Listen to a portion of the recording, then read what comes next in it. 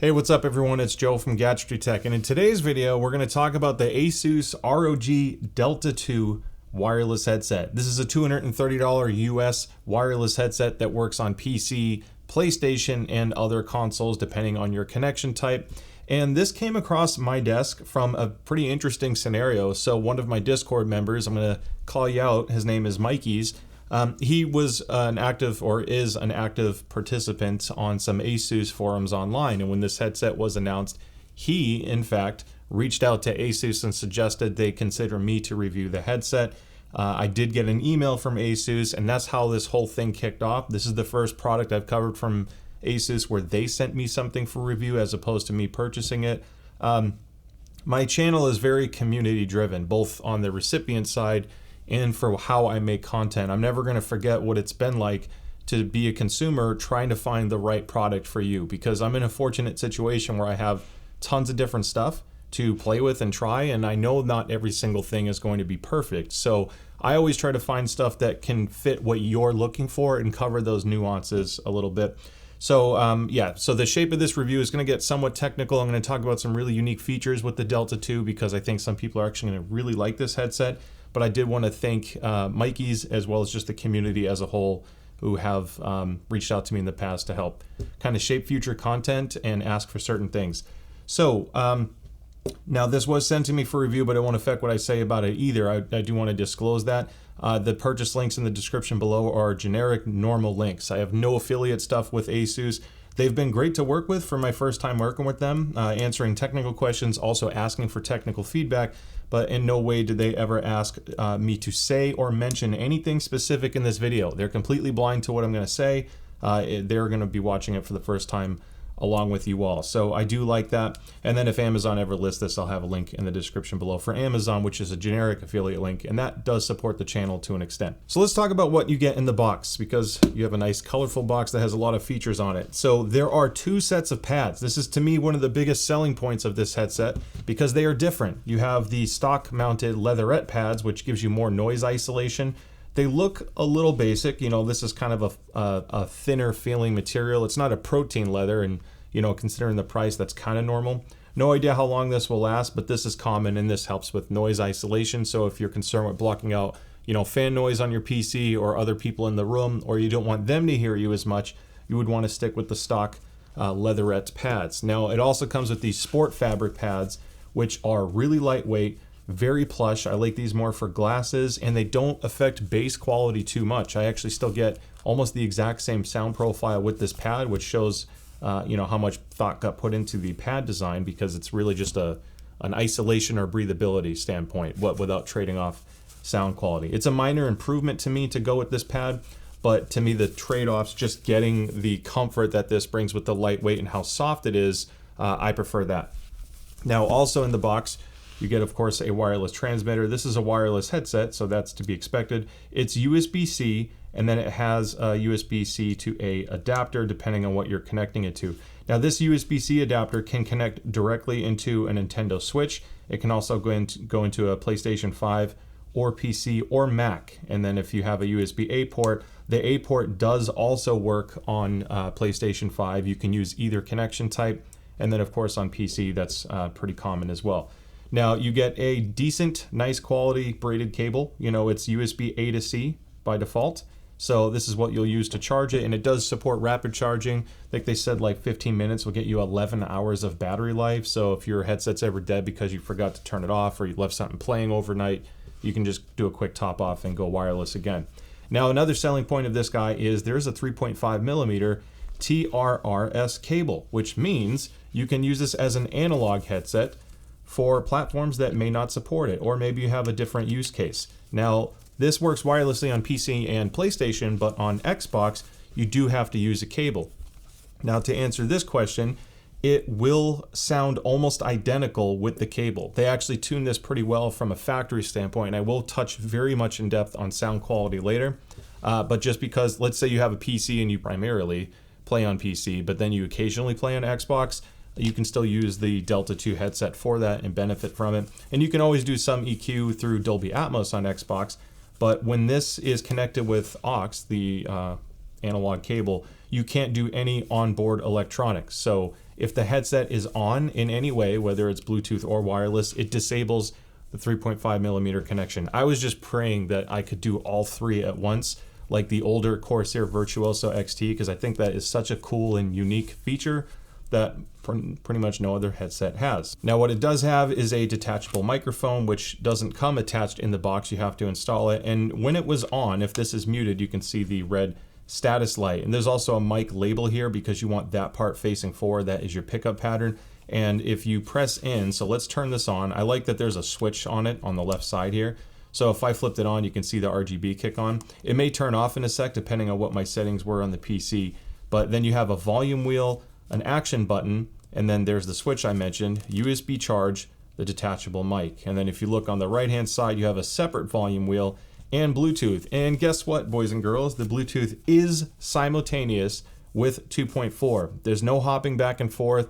A lot of companies decided to go into the non-simultaneous route lately for some reason. I felt like we were making a lot of progress a couple years ago, but I'm pleased to say that even though this is $230, it's a little bit on the pricier side. It does at least have simultaneous Bluetooth with aux as a fallback or analog as a fallback. So I'm really happy to see that. Now, another nice thing with the controls is I can control the Bluetooth volume separately from PC very easily, or separately from wireless. So you have very good, easy to use controls. And then these action buttons work on both. So if you're playing music on your phone or you get a phone call, the right side is going to handle your volume and the action button will play and pause tracks, answer calls, double press to go forward a track, triple press to go backwards. And then on this side, so the action button, again, it works similar on PC. It's kind of like a media control. So I can tap it once and it pauses my Tidal music player, and double tap to go forward, triple tap to go back. You can kind of see where this is going. There is another benefit. If you hold this power button down for 5 seconds,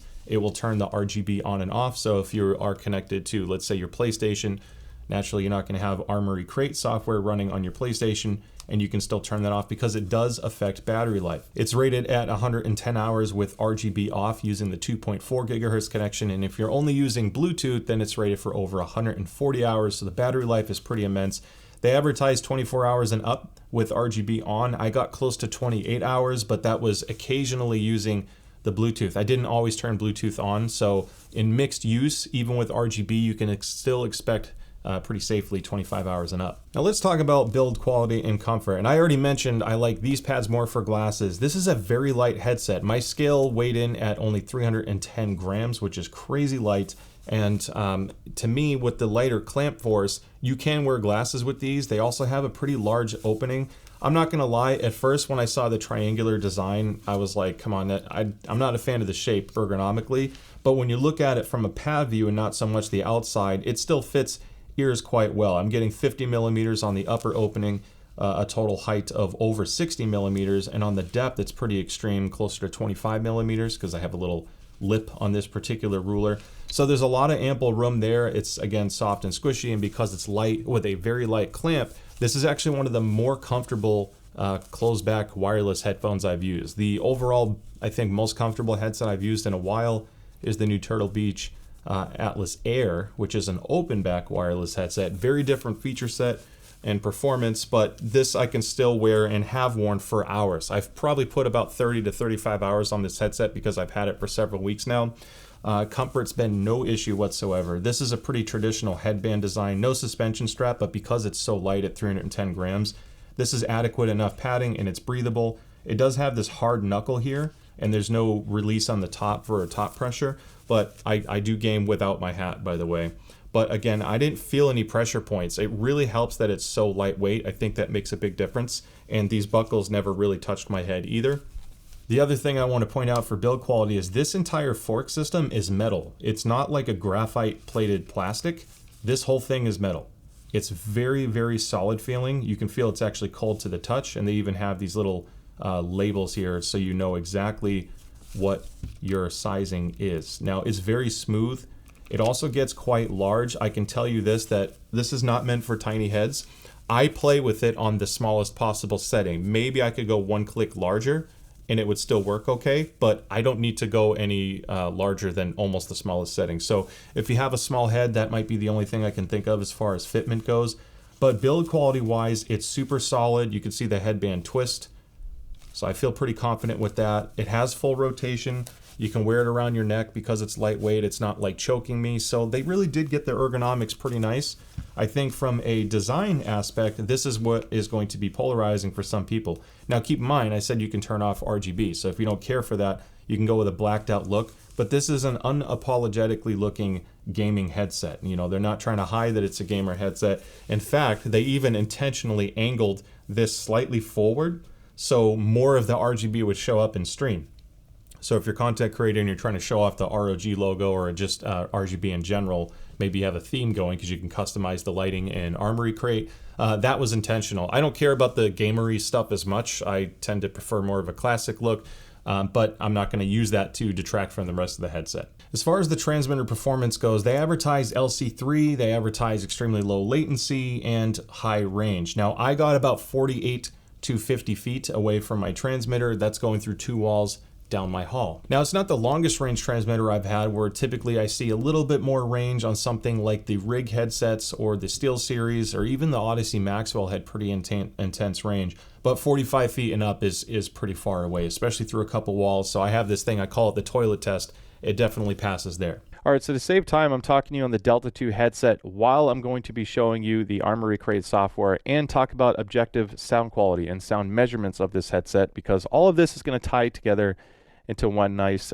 neat little package. So I actually think this microphone sounds really nice. I think it may not be as good as the Razer Blackshark V2 Pro, the 2023 edition, which has an incredible mic. It was a standout last year. But this is surprisingly really close. I think it sounds better than stuff from Turtle Beach and Steel series and many other competitors, to be honest. So I think the microphone's good here. It's certainly good enough for game chat, and I think it's even usable for streaming as well, because keep in mind you can still do some post-production work and make your voice sound even better. So this is Armory Crate. Now I already had it installed because I have the Z790 Hero motherboard for my Intel chip, and I also happen to have an RTX 4090 from ASUS. I bought the Tough Edition. That wasn't sponsored by ASUS. This is just purely a coincidence. Now before I get into all the customization for the software, I do want to show you AuraSync. If you happen to have other ASUS products or RGB products that are compatible with AuraSync, I can synchronize the RGB with other components. So that's kind of cool because you can get other benefits from that if you want to tie in one particular RGB theme. So if I click device on the left hand side, you can see your devices here, and I'm going to click on the Delta II. And this is, oops, of course I did not click Delta II because I looked down. This is the Delta II. Now you have a lot of different tabs you can use to adjust settings on this headset. And I want to show you two really important things on the audio section. One is next to sound optimization, you can see flat. This is a profile page. It's not just frequency response. So if I click on gaming, you can see that all of these things are turned on the right now. If I click on movies, then all of these are turned on, but they have a different setting. If I click on racing, now the equalizer is on. I have, and watch what happens if I click reset. It'll reset this profile to whatever the default was, and now you have this equalizer setting. So keep in mind that just because you change the EQ setting here and you're starting to change profiles, you're going to see that it starts changing other things again. Just focus on the details because it's really important. Now I'm going to go to flat because I want to show you what this does, and then customize is going to be the same idea. Basically, in this case, everything is turned off. Now, to show you how this measures from a sound quality perspective, I'm going to show you the frequency response. Now, first, I'm going to get rid of these others. This is how it comes out of the box with no EQ enabled. So if you turn this on, plug it into your PC or PlayStation, this is the sound profile. Now, it's somewhat close to the Harman curve. You have a little bit of channel inconsistency in the 300 and 400 hertz range, but overall, a generally good sound signature. You have a scoop at 1,500 hertz. This is a very common effect that headsets and headphones do to kind of create a wider sense of soundstage, but at the same time, it pulls vocals back just a little bit. It can make it sound a little bit thinner and recessed in the rest of the mix. So if you're concerned about music and it does sound distant to you, or you want more of a mid-range presence, perhaps boost this area. Now, they intentionally added their gaming sound profile to the Harman curve. So kind of think of it as Harman up until about 1,000 hertz, and then upwards they modified it to do what they thought was better for gaming. And that comes with increased detail and treble emphasis. It's not so bad that it's ear piercing. I don't think this sounds quite as bad as it measures in this peak area.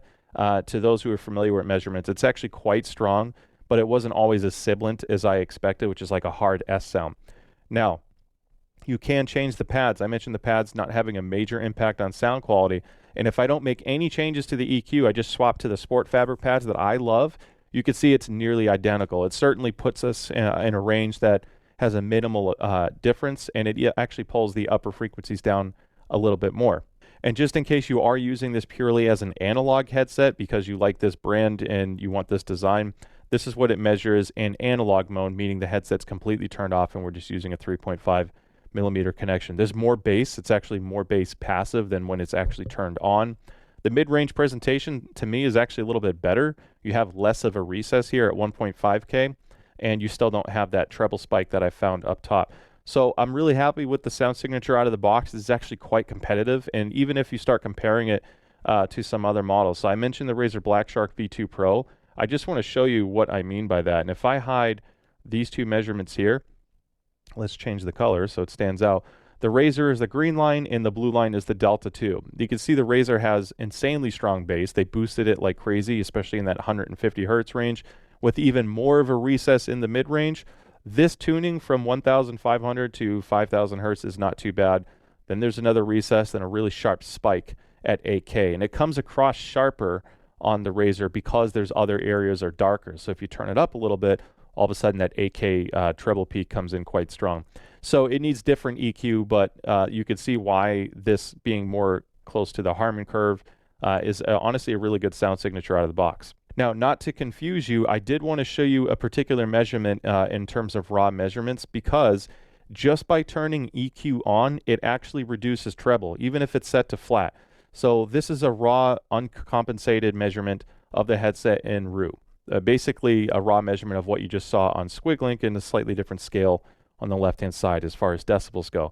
If I turn EQ on, this is what happens to my treble. You could see all the way in this area, there is a reduction in upper treble. So just by turning EQ on and not making a single change, the sound profile is excellent. To me, it's actually even better because I don't have that sharper treble. I'm a little more sensitive to upper treble. If you're not, you will likely prefer the EQ to be left off, or you manually increase the upper treble if you like more of that sparkly sound.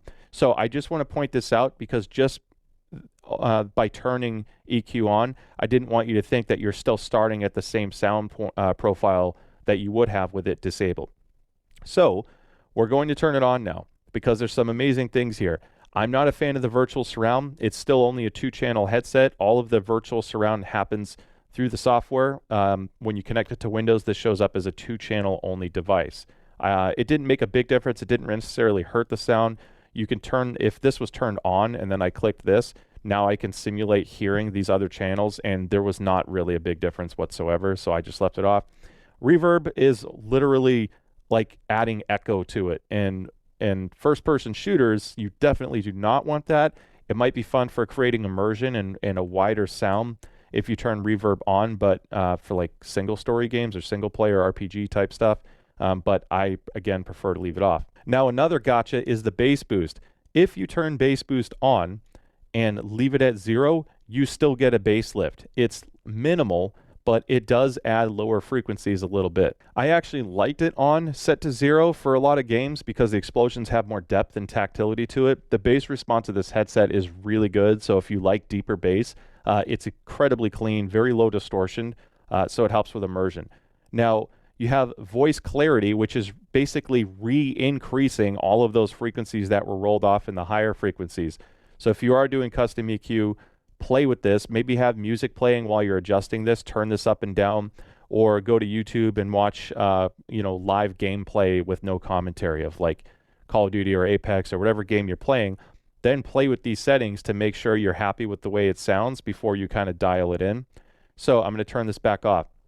Now, check this out. There is a compressor on the headset which boosts lower sound cues like a footstep and compresses the louder sounds like an airstrike or something that can be a little too dominant. It makes everything louder as a whole, but less dynamic range, which can actually be more competitive. Now, what's crazy about all of this saves to the headset. So if you have a PlayStation, you can turn on a compressor. And by the way, turning on the compressor and increasing it reduces sub bass a little bit. So what I do, if you want a more competitive first-person shooter, I like bass boost on at 0, compressor on at 50. I reduce 8K just a little bit. Start from there. See what you think. You can play around with your adjustments, maybe boost 125 hertz a little bit more if you want that primary footstep noise to be louder, and boost compressor a little bit higher to, again, not make the bass too strong. And this whole setup is pretty insane for first-person shooters. The fact that this saves to the headset, Armory Crate does not have to be running once you've saved it. I did this, unplugged it, plugged it into my PlayStation, turned the headset on and off, and I still had all of these changes applied, which is fantastic, and it was really good in Call of Duty. It was noticeable. So I like what they did here. I assumed it wouldn't save to it because usually all these extra features for like a compressor is stuck to the computer. Not the case. So major kudos there. I'm going to leave this on the way it is because this is closer to how I play with it anyway. Microphone. Now you have a noise gate and perfect voice. Perfect voice is a booster of clarity, but it does add some artifacts to it. I'm not going to mess with it too much, but noise gate, this has some good noise isolation or rejection as it is. So I'm going to turn this on. Now my noise gate is turned on, and I'm going to start typing in the background. So I think it's blocking most of it. It makes it very quiet. If I turn noise gate back off and I start typing loudly, you can hear more of that. But with noise gate on, which I just did, I don't think it's clipping my voice too much. So on to a moderate setting is quite nice. I'd say anywhere between 25 and 50. As you go above this, if you're a softer spoken person, or even if you shout, if I max it out, watch how quiet it makes my voice. So now it's completely increased, and you can hear that my voice is not quite as loud, so we're going to turn this way back down. So this is the voice at noise gate of 27. Now, perfect voice is off. Now it's on, and it's set to 20. This is what my voice sounds like. This is my voice set with perfect voice on, set to 62, and then I'm going to max it out. And this is with perfect voice set to 100 and maxed out. It's kind of weird. There's a little bit of processing going on. I don't frankly think it needs it, so I just turn mine off. Now, there's some other settings we're going to fly through here real quick. You have settings which playback. Check this out. If you have hearing issues and one ear is more sensitive than the other and you always have a channel imbalance, you can easily dial it in with the software here and fade one side slightly stronger. Kind of nice. Side tone. I'm going to warn you now, the side tone is in real time. There's a ton of bass and warmth to side tone. It sounds muffled.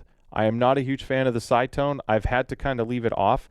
So if I turn it on, which I just did right now, it sounds like I'm in a box with a bunch of clothes in it. Like it's really dead. It's kind of distracting in my opinion. So I'm not a huge fan. There is like the most minimal delay. If you want a little bit of a backfill, I'd maybe leave it on, but at a lower setting. But not a huge fan of the side tone implementation on the Delta II. I think that could use some improving. Hotkey instruction is literally just telling you how to use the buttons on the headset, which is kind of cool. Feel free to pause here if you want to know, but there's a little quick start guide that comes in the box to tell you how this works. Now, lighting, you can sync it with AuraSync, like I said, to all of your other devices, or you can customize your own, and you can even change the brightness to turn it up or down. Look at that. It says, please note the battery will be drained faster if the brightness is set to 100. And now we're cranking. So you can adjust this. If you turn it off, it's going to last a really long time, of course. And then if I go to static, I can choose my color and go lime green. You can see how it's changing in real time. So this all works surprisingly well. I had no issues with any of this. We're going to go to rainbow because why not? Then when I go to power, it's showing me my battery life. My battery life has been exceeding the power rating on the package with RGB on. I was getting closer to 28 to 30, like I said before. You can have it so it blinks if your battery gets below a certain threshold. Now, the sleep function is not working correctly for me.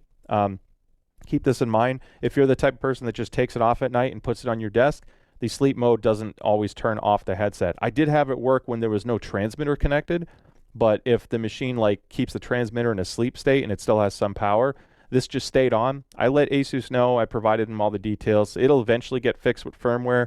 Not a game breaker personally, but just something to be aware of. Make sure you turn it off when you're done, at least until this gets sorted out.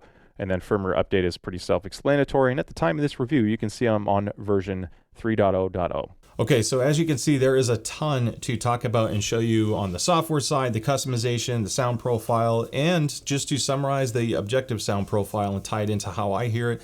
It's actually quite good. It's better than a lot of other gaming headsets I've used. I actually like the sound profile more than the SteelSeries Nova 5s and 7s. It's honestly quite shocking at how well-rounded this headset is.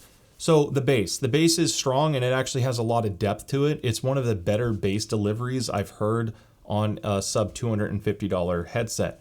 I think the Logitech G Pro X2 wireless is the only one at $250 and below that has slightly better bass texture. So when you hear bass, you hear details in the bass, and usually wireless headsets have a little bit of extra compression or the drivers aren't that great and you lose some of the detail in the bass.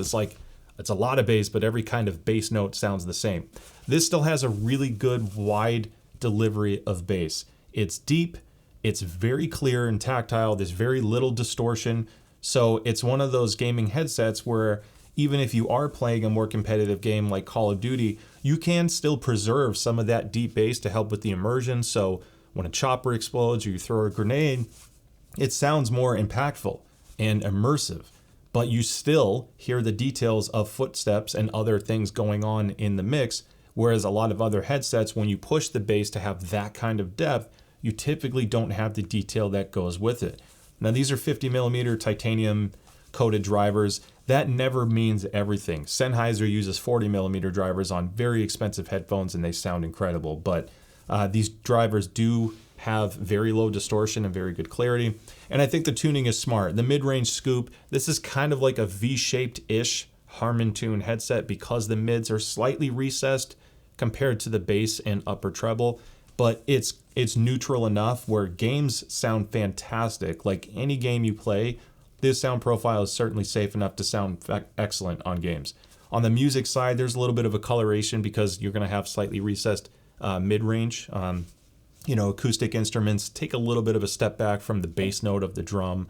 And then if you have like a hi-hat or a cymbal or some kind of snare, all of that has a lot more attack and bite to it compared to a more neutral mix. If you're used to a reference grade audiophile type headphone and you listen to this is going to sound more excited, especially with metallic instruments.